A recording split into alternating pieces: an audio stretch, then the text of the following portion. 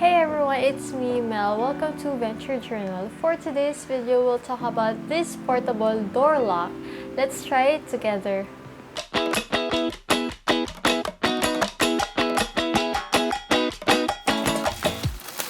So, what is the function of this product? The function of this product is portable safety door lock, simply operation, easy to carry, can quickly fasten the door from the inside even if the other people have a key. Cannot open the door from the outside, so as to ensure the real safety of your personal property. Safe to protect you when you sleep.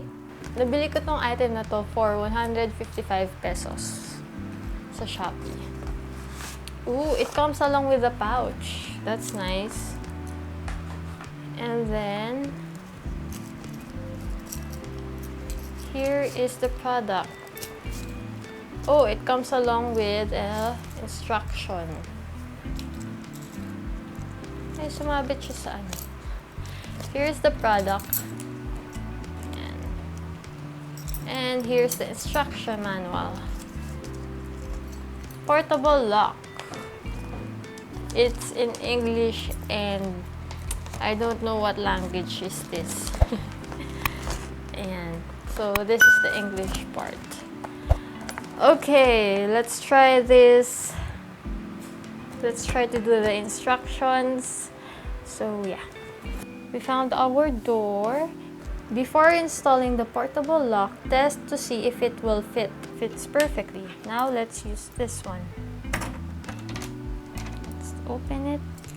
And this one should be facing this side. Insert the claws of the portable lock into the strike of the door. The red handle with a moving metal rod is what locks the door in place. Let's remove it. See? This one looks wrong kasi dito ka sa may bandang ano sa frame ng door. So, dapat dito ka mismo sa mismong door.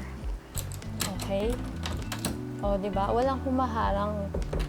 Unlike kapag dito mo siya nilagay sa kabila.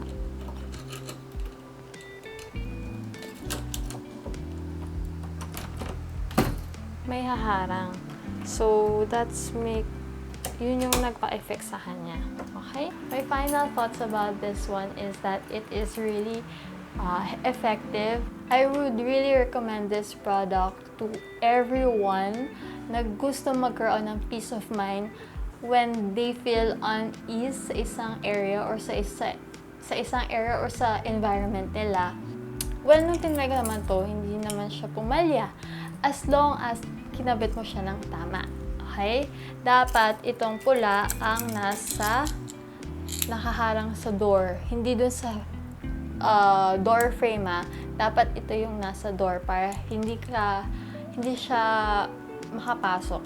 If a stranger have a key sa kwarto mo and double lock ka neto, you'll have your peace of mind kasi matibay siya mga beshi, mga sis, mga ka-venture. Matibay siya. If you feel like someone is trying to barge in your room, better call 911 or a police na kayang mahuli kung sino yung gustong pumasok sa kwarto mo. At least this will help you create more time to call the authorities. Please read the manual of how to use this one. Well, pinakita ko naman kung paano siya gamitin, but it would be nice kung babasahin nyo rin, okay? Please make sure to subscribe on my channel because I'll be sharing more travel items reviews and travel guides.